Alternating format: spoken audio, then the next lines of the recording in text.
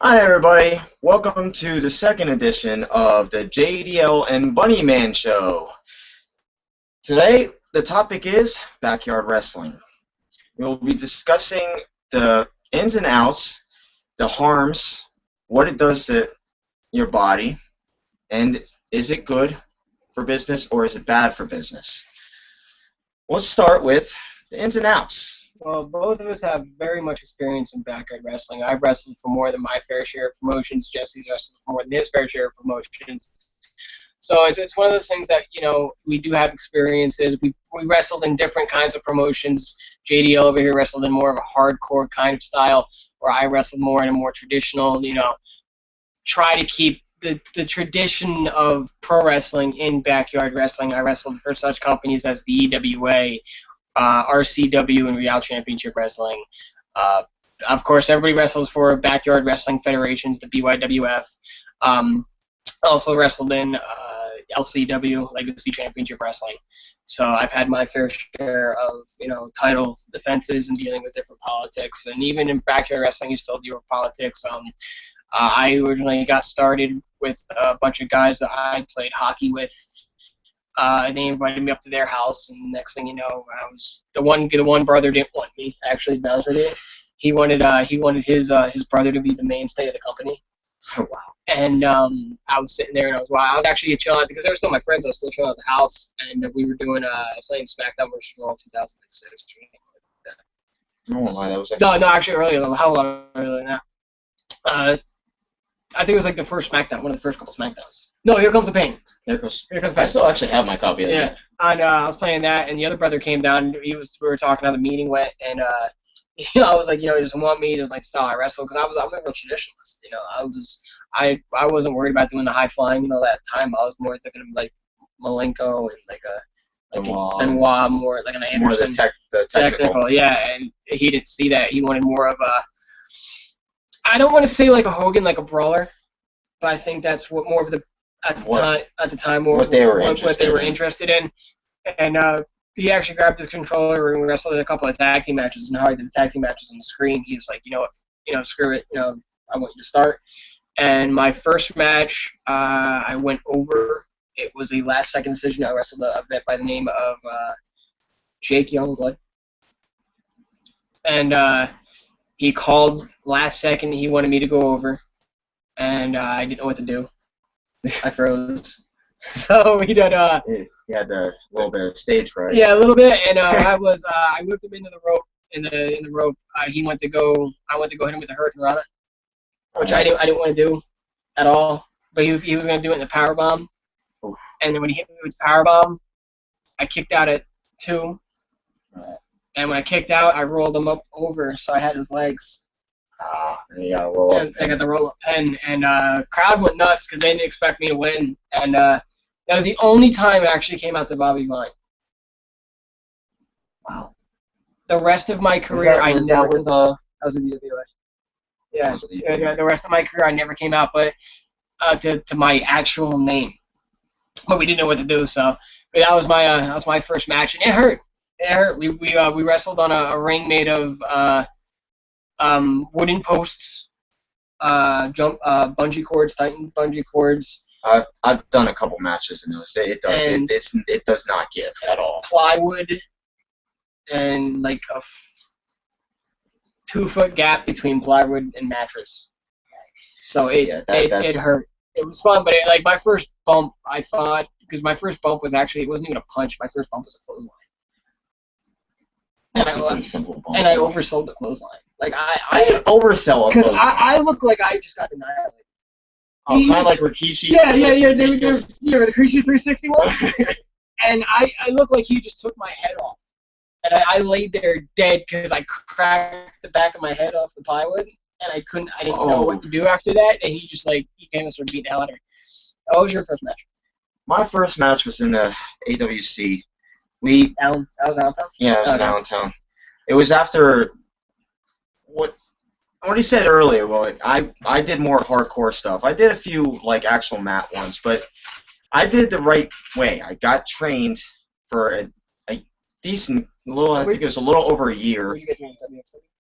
and I got trained by Billy Kidman for a year. WXW, right? Yeah. The Samoans? Yes. They were good, yeah. All right, go ahead. But it was a good time. It was an experience. But I only got the free year because I won it, which was it made my love for the damn business. Yeah, and with that actual real training, it helped actually give me knowledge.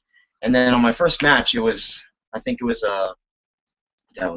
it ended by disqualification, but it was about 15. It was about somewhere between 10 and 15-minute match where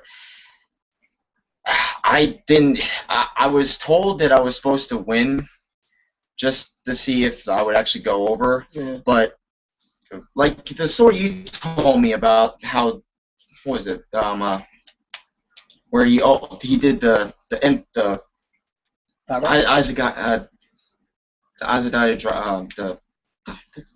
DDT driver. Oh, the Impaler driver? The Island driver. No, he bounced off the ropes. And AJ's back. Yeah, when he did that to you, it was kind of. Oh, yeah. Oh, the Asai DDT. The Asai DDT. Thank you. If you don't know what the Asai DDT is, if you're watching Ultimate Dragon match, he grabs you by the head like this, facing this way. You're both facing this way, and then he jumps backwards and slams down like the Seth Walker. If you ever watch Seth Rollins' match, the Seth Walker, that's a version of the Asai DDT. Yeah. Well, what the match ended up being was there was a lot of back and forth. It was a decent match. We actually got a lot of praise, and we actually had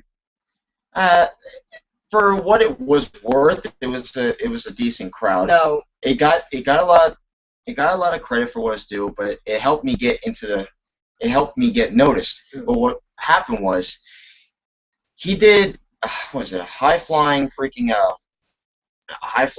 that was a freaking tornado DDT, or you hooked me on. It was so perfect, and I was like, how am I not supposed to sell this?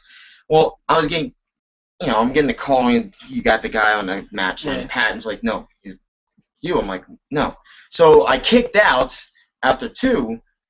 He didn't get it. Did the crowd go up? The crowd went nuts, but then I grabbed the nearest freaking chair and just hit him in the head. I'm like, you know what? No, he deserves to get this win, but he wouldn't let me pin him. So I let him win by disqualification. Who was your first opponent? Was a kid by the name of Alex. Alex Sider? Alex Sider. Wrestling name? Was it a wrestling name? No, that was his real name. We were all under tests. It was a bunch of us that were trying. They wanted to see who the hell. Okay. Sure. And now, question. Now, like I said, mine was plywood, wood posts, cables. That first match was actually on an actual. That was actually in a ring. That's okay. Now, but the first real company after that match, when I got signed, went over to EWC, Eastern Wrestling Championship, and they didn't have the greatest freaking ring. They had kind of like that, but maybe just a tad better. It had maybe a tiny bit more give. It was a little more space in between, but everything was freaking. I don't mind and not give. I was an amateur wrestler, and you don't have gives on those mats. It's that bit of mat. Yeah, it hurts more than people might make it out to be. So, okay, so as you know, if you watch a lot of wrestling, backyard wrestling on YouTube, you see like kids fighting in like trampolines, which I've done that. I did that once, never again. Yeah. Never again. I almost cracked a rib on a shooting star press. Yeah, I almost completely flew out of it. Because what happened was, because of course you can't, if you ever wrestle on a trampoline, you can't get, if you jump off the turnbuckle, or what they consider a turnbuckle, you can't get the height you're supposed to get for certain moves. So you gotta like jump down. You somehow find a way to get too much height. Yeah, that's what you have to be able to control. So what happens is, for a lot of guys, you'll jump down and hit the trampoline, and bounce back up and do the move. And that's why I jumped down, bounced back up, tried to hit the shooting star. But when I hit the shooting star, instead of landing this way, I landed like that way. Like my entire rib went this way. And all I hear is, it was funny because my buddy was the ref. He goes, Bob, when you landed, all you hear was, because all you heard was the wind got out of you. The only one time I actually wrestled on a trampoline, the idea is when you do the jumping, you want to not the deeper in. You want to try and bounce your first bounce. If you're going to do that, better be along the side because it doesn't have as much give. give. Yeah. Well, the problem was I missed the side and ended up flipping too much. I couldn't even get a second bounce. I literally flipped a 940 and then headbutted the complete other side post. So as you can tell, with unlike professional wrestling, where it's very, very safe. You know, when they put the things in front of the game that says, you know, this is in a controlled environment, they're not lying to you. A lot of the backyard wrestling, but here's the thing. I think backyard wrestling is a really bad name, and we're talking about things where, you know, we've obviously heard each other. Yes. But you have Punk who backyard wrestled. Yes. Shawn Michaels who backyard wrestled. And not a lot of people actually know that either. You know, Edge and Christian who backyard wrestled. Yes. You know, the Hardys who are famous for having Rhino and all. You know, and here's the thing. We call it backyard wrestling because obviously it happens a lot of people's backyards, but it's one of those, it's where it's like, if you wrestle like Michaels did at the school talent show, that was primitive backyard wrestling. Or like Edge and Christian and Rhino did, they did it at like festival shows. Yeah, or in their school, like, yes. You know, like in the hallways, and like if you watch the Edge Hall of Fame induction, they have the video of him just bouncing off the pretend ropes and stuff, and we did that in the living rooms. Like I remember when I was really young, I wrestled a kid by the name of Brian Beeler. And we're wrestling around his living room, and I jumped off his couch and hit him with a double axe handle. From Easton? Yeah. I actually I wrestled him once. But the best part, this is a great story I've ever told. Out of all the wrestling stuff I did, we were just fucking around, and I'm going full on into his living room, right? And I go to spear him, and he does this miraculous like flip up, catch an NFL blitz case, and slammed it right across my head. He goes, "You saw the plastic? I just dropped. I didn't know it. He hit me actually so hard that I just fell." Now here's and the one thing I wanted to get into is we talk about, I was, as a wrestling fan, you always get that question of, the chair's real, the table's real, this real, that real. Yeah, especially in backyard wrestling, you see. I'm sorry for saying this, but you see a lot of morons using real steel chairs, real tables, real barbed wires. Let me interrupt you just for a second. Real tables, real all that, but it's kind of stupid in backyard wrestling. It really can hurt, and it'll hurt you really badly in the end. But chairs, it depends where you hit. Yeah. Honestly, and I know this for a fact, and some of my friends who probably are going to watch this, I still probably has watched the video of me getting hit wrong with a real steel chair. If you get hit by the chair part, it actually doesn't hurt. You have to try and make it look like it hurts. What a lot of people don't understand, though, is you don't get hit by the pole around it. That really does hurt. Well, the thing that we did... It knocked me out for like good 5 minutes, and I was supposed to win the match, and I got knocked out in the match. The thing that we did, we took...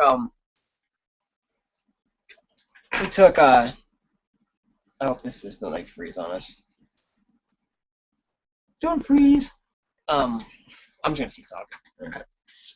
We took a PVC pipe, and we put plywood where the seat part would be, and we put plywood where the angle part would be. And we wrapped it all in tinfoil, and then we spray painted it black. All right, so the give of the plywood made a great sound, and the tinfoil made a great sound, and it sounded like you just got hit with a gunshot. But it was all you're selling. It wasn't like the actual straight up pipe, because if you ever gotten hit by an actual real, I hope not. We're just gonna finish this conversation. No, that's so if anybody didn't hear that, what we did was we took PVC pipe for the handles, and we took plywood for the seat part, and plywood for the backrest. And we wrapped it all in tinfoil, and we spray painted it black. So it looked like a real chair, and it sounded like a real, when you got hit, it sounded like a gunshot. But it was all you're selling. Like, it gave you a little bit of, a bit of pain just to kind of, know that you just got hit. See, that is the biggest. That is the biggest thing. No matter what kind of business it is, even backyard alone, You have to be a good seller. Yeah, and it was great because like the chairs sounded phenomenal. We did the same thing with the tables. The tables were wrapped in tinfoil with PVC pipe on the table. There's that with tables too? Yeah, and we put plywood on top of the table, wrapped everything up, spray painted it down. So when you went to the table, it looked like you went through a table, but it was also safe. We weren't trying to kill each other. We weren't like these kids. No, we weren't these kids that you watch on YouTube that break light bulbs over their bodies and hammers and stuff like that. Baseball bats. Actual baseball bats. And they're trying to kill each other. No, we did it because it was a hobby and it was fun. And you could, like, I wrestled in a barn. See, that's something I've never done. I've never wrestled in an actual barn. I wrestled in a barn, and it was so much fun, and it was so landing in the hay? No, we never landed in the hay. You never got thrown into a hay?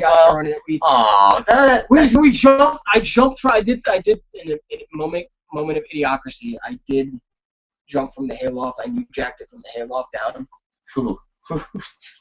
It was a bad idea, and I bet it looked good. It looked great. But it hurt. I went to school the next day. I think I broke 2 ribs. See, that's the next discussion. Injuries. If you're not safe, and this is even with professional wrestling, if you're not safe, you're gonna hurt. I know you have some shoulders. Yes, that is the number one problem is shoulders when it comes. Any backyard wrestler will even say it after years of doing it. The one problem they will always have afterwards is shoulders. Massive pains. You had to pull mine out today. Yeah, I did. Mine were concussions. Because as I might have mentioned, like I talked about in the beginning, I was really technical, but when I got into the ring, I became a lot more of a high flyer, of a cruiserweight, of an AJ Styles kind of thing. And when you do that, especially when you're wrestling in weird conditions, grass doesn't give, ground doesn't give, you hit your head a lot. Yeah, so I know that feeling. I mean, that's where that's really coming from. What are the actual effects of the injuries? I have memory loss.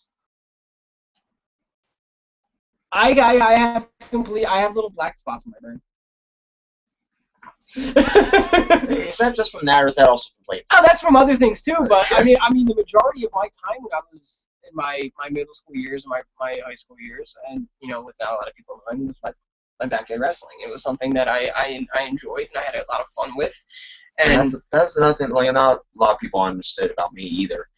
Even my mom actually never really knew half the stuff I did. Like, because if I would have told my mom that, I was like, oh, by the way, I've been doing backyard. Yeah. Yeah. And here's the thing: the people I wrestled with, their mom was cool with it because she saw the precautions that we were taking to try to be safe. And of course, like when you hear your son's backyard wrestling, the first thing you're gonna do is go on primitive internet. Yeah. And you're gonna see all these kids doing dumb shit and we're going, look, no. We're trying to be safe. The only thing we didn't do that was safe, and this was my idea, was an Ultimate X match. You did one? I did one. That had to have been fun, though. That was after we drunkenly built a 6-sided ring. You drunkenly built a 6-sided ring? Yeah. What was it, lopsided? No, it was fine. It was we were. Well, you're making it sound lopsided because you say you were drunk. We were drunk when we came up with the idea. And we were drunk when we came up with the blueprints. And we may have been slightly drunk when we built it, but it worked.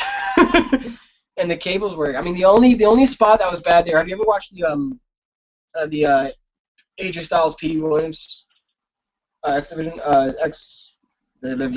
TNA Ultimate X match? It was him, PD, and Sabin. Is it just those three? Yeah. That was old school back when TNA actually was in. There's a spot. AJ's hanging from the top, right? Wasn't Sabin that hit him? No, PD. PD jumped from the top rope, drop kicked him, and he did that real awkward solo, and he kind of folded up like an accordion. And if I remember correctly, back after that match, that was the highlight of the match. The match. Yeah, that was the highlight of the match, and it was the highlight of their entrance to, their entrance music to say each show, like, this TNA. Yeah. But I pulled that off. You pulled that off? Yeah, I pulled the solo off. There's nothing bad.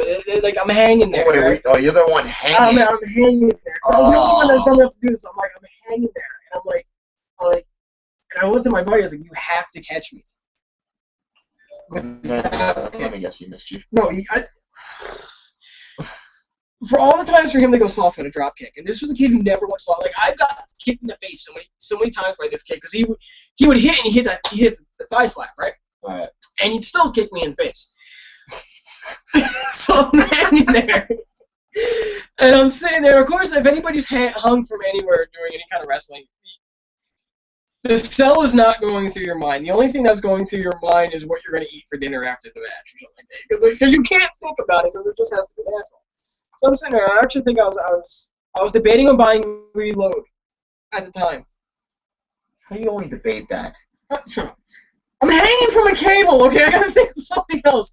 But I'm hanging from the cable, and he comes up, and he's wide-eyed. And my first thought was, don't slip off the top rope. No, he didn't. Thank God. He did not slip. But he hit me with the most lightest tap of a drop kick I have ever been hit with. Like, if he hit those drop kicks all the time, I'd be fine. He would have been cool. But no, he picked the wrong time to do it. This is and I had to, whip my body around. And if you ever done a front flip on a trampoline, there's one point where you can't see ground, so you don't know exactly where it's coming. And I'm falling, and I was like, there's no way these cables are that high.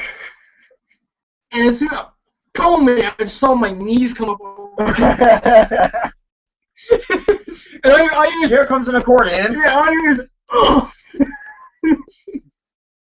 I'm sitting there going, if I fall flat, and I'm looking up at the cables, and I'm like, yeah, I didn't think they were that high. Oh, the pain. I can just feel that right now. Oh, it hurt. It hurt, but it was fun.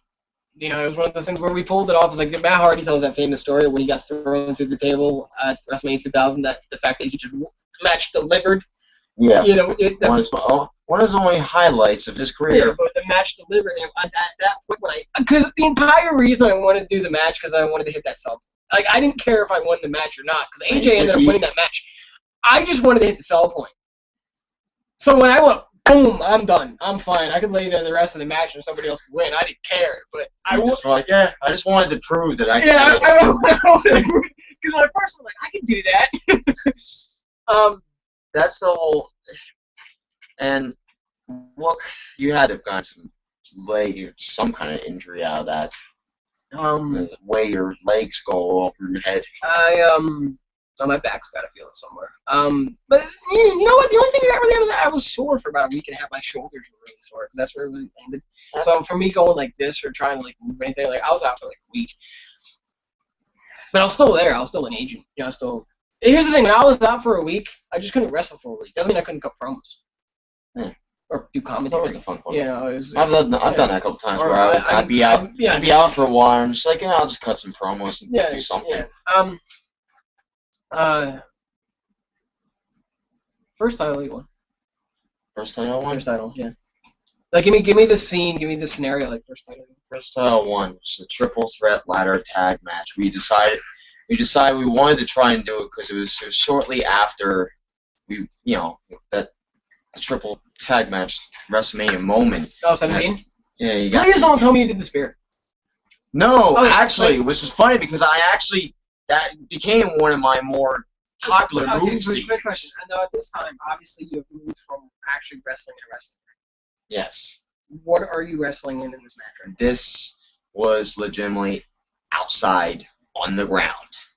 We literally had no ring for this match. How did you hit? How did you hit? Were they imaginary ropes or? What was what is it? Where it's the tree's the rope, the house is the rope.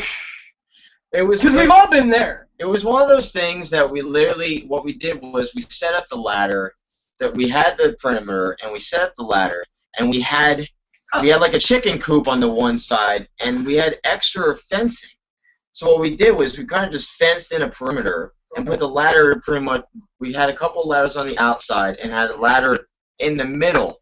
Not to cut you off. At one point, when you wrestle ladder matches, when you're climbing up the other side of the ladder, do you ask yourself where the hell does WWE get the double-sided ladders? I can't remember how many ladders. I'm climbing up the wrong side of the ladder. Oh, yeah. And I used to go, where do they get these double? You always actually kind of wonder that because you can't All right. Really So bad, so you're wrestling on the ground. wrestling on the ground, and Now, can you name the teams? Can you now? offhand. Was this Allentown? Was this Allentown? No, this is EWC. Extreme Championship. No, this was Eastern Wrestling. Oh, okay. But it was meant to be in the ring, their makeshift ring. But what we did was it got rained out originally, so we had to try and figure out a different date. And the only problem is we couldn't use that ring on the date that we needed to film this and do these matches. So we just said, like, you know what, screw this. We called up the promoter and like, look, we need to do this match. Do you have anywhere to do it? I'm like, well, my uncle and aunt are away. And they have this big backyard. We're like, you know what, screw it, we'll do it. Anything to do this. And we put out, we sold about 35 tickets. We sold it for about $1.50 each. It was supposed to be. I'm like, you know, we probably could have had more if it was a real ring. Now you have you. We have me. Now, what did you at this point? Are you going by a ring name, or are you going by? No, at this point, this was the one and only time that I used the Captain Insano logo. Where yes. I had to do it because my partner wanted to try a new name. His real name was Glenn. Keep talking. His real name was Glenn Rubo. Okay. And our name was the Insane Duo. I was Captain Insano, and he was Insane Rocket, Insane something. It's something ridiculous. Yeah. And we were facing these new young kids. They were about maybe 16, 17 years old, and they were dressed. They literally went out of their way and got the real gear. They were dressed in spandex, freaking tie-dye pants, rocker stuff, and you know, it was good. They pulled some good high-flying moves. The brisk highlights was some of the freaking moves off the ladders. It reminded me of the freaking Hardy Boys. It was entertaining. The match was pretty entertaining. I don't remember quite the other group because they kind of were like a brute group, and they just were. Now, did you win? Did we win? Yes, we won. That was our first championship. Obviously, yeah, absolutely. But the problem was that we weren't scheduled. We drew straws. This is how we did it. We drew whoever was going to win. We drew straws, and we unfortunately got the shortest end of the stick, and we were supposed to be the ones that actually got pinned. But the ones that were supposed to win, the Brute Group, kind of got knocked out of the match halfway through it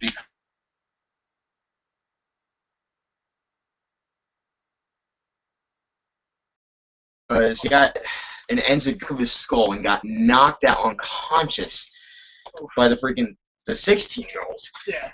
But it looked awesome. But he literally got knocked on. He must have gotten hit like just completely wrong. He was knocked out of the match, and then his friend was trying to help him, and me and my partner went over with him with a couple of freaking chairs and did a concerto to him. No week, no rest. No. Keep your back. My first title was the newly named EWA. They were just wrestling under no moniker at the time, and I came up with the name of the EWA because I always loved the NWA.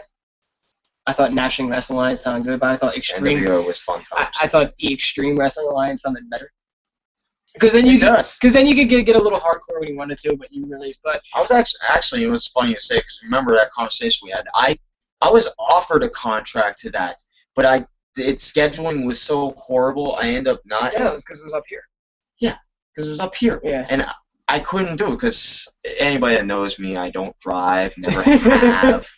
My first title was the EWA.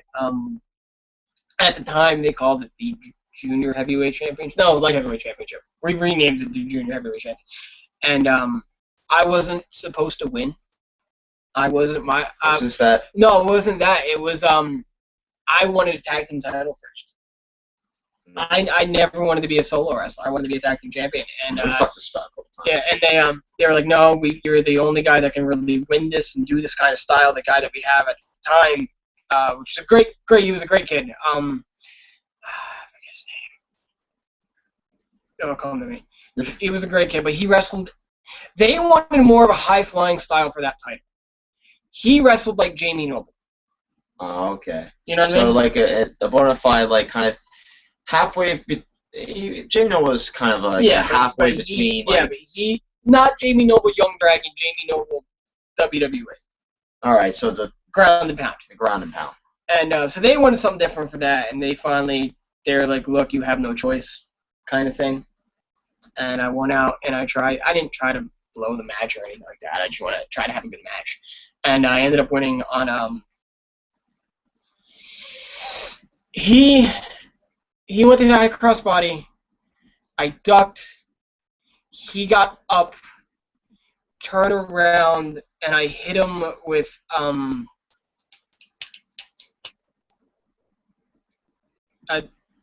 know the DDT Ziggler does? Oh. He jumps up and jumps up like yeah, it was something like that. And I just rolled him up and hit the 1, 2, 3. I kept that belt for like a month and a half before I dropped it to one of the younger brothers, which was fine. Later on, I ended up getting in a group called Generation NXT. Yeah. And that's when we first won. That's when I won my first tag team title. And that was with Eric Moss. And that was around the time because you and your partner were the guys that we wanted to try and get for our. Yeah. Because me and a couple buddies, we were trying to create our own tag company because the tag division was starting to dwindle, and it has over the years. And even though the companies were trying to make it work, it hasn't exactly worked. Well, here's the thing, not to cut you off. Also, when we were doing this, there was a backyard wrestling bubble. Like everybody and their buddy was doing it because it was in the middle of the Attitude Era. Yeah, and everybody and their friend had suddenly become wrestling fans. So you had this promotion here, that promotion. It was like territories. This promotion here, that promotion there, this promotion here, that promotion there. And even the promotions were made up of like 6 guys. You know, you heard about them. You know, it was everybody kind of knew, even not knowing everybody kind of knew everybody. And I gotta go soon. So we're gonna pause this for a couple seconds. But going back to what he was saying, because we were talking about this. Him and his buddy were trying to get like a full tag team organization. That's all it was gonna be. It was always gonna be tag teams. And which at the time I thoroughly enjoyed. I was looking to get out of my contract at the time, and we had talked about it. And what happened was we couldn't get down. I lived in the area. I lived in the Lehigh Valley, but of course, being young, you don't drive. And I heard all the scheduling, all the talking ended up being between both of our partners, and never end up being between us. And because I think here's the thing, even if it was us, no offense to you guys in Allentown, I have nothing to do with Allentown. Oh no! There's no offense. I did not want to like I was wrestling in Easton and Wilson. I was wrestling in Strasburg. I was wrestling, you know. Oh, I had more fun wrestling in Northampton than I wrestled in Northampton. You know, a little bit outside of Quakertown, which was fun. What's fun in Quakertown? I remember. Was it? It was Quaker Championship Wrestling. Was it the field behind the? No. Okay, there was a spot that me and my couple buddies went to practice. There was a field that we ended up going behind. No, this was that park. Oh, okay, I know what park you're talking about. It's a complete opposite side of Quakertown. Yeah, that was more towards not towards the Philly area, towards the Lehigh Valley area. Yeah. Yeah, that was northern Quakertown. Yeah, but you know, it was one of those things, and after a while, you start seeing guys come and go, especially if you've been there for a while. You start collecting like injuries. And here's the thing with backyard wrestling: you can wrestle under the same name for a while, but with I get bored. Yeah. I get bored really. I can't wrestle. Especially if it's generic. Yeah, I wrestled under. At that time, I was wrestling under Prime Time. That was my name. I didn't go Prime Time Bobby Brown. I didn't go Prime Time. They wanted to do that. They wanted to put. I was like, I don't want to put my name out there. So I just wrestled as prime time. And then I got hurt. I messed up. I tweaked my knee. Came back, and I started wrestling as Robert Riggs. Yes, that was the name that I actually knew about you with. Yeah. And then I created this. And that one time was when I was in the beginning stages of my J-Dog, which honestly, that name stuck with me a lot more than it. I thought you were rip off Scott. I thought you were rip off the Rick Steiner. When I first heard the name, I fully expected you to be barking. Oh no. Like no, seriously. Like when I first heard the name, I'm like, okay, either he's a white boy trying to be black, or he's barking everywhere like Scott Steiner. And I was completely out of the ordinary, honestly. And when I found out it wasn't either one, I was actually slightly disappointed. No, I was more of the hardcore but technical sense where I literally was all about. I was serious. I was in a serious kind of mood, but I joked when I was on the mic. Whenever I shoot promos, I was a jokester. The one thing. In the ring, I was serious as all hell. Here's the thing, like kind of like Adam Rose. Here's the thing, like a lot of people take it too seriously. Yes. And they complain and they worry about this and that. The problem is the injuries are going to happen no matter what. Not even the injuries. Like there's like he can't get a win over me and blah blah blah. And the best thing about it we did was throwback. Before Throwback Thursdays were cool, what we did was a Throwback Thursday kind of deal. Is we picked one day out of the week and try to gear up like old school. No, we would just do whatever we want. Oh. Like I'd come down to like Sting's theme music from '89 Halloween Havoc, And let me guess, your opponent came down with da da da. No. Da. Somebody did. The best one we had was these kids went out, shaved their heads, bought suspenders and gray T-shirts and camouflage and bushwhacked their way down. Oh my lord!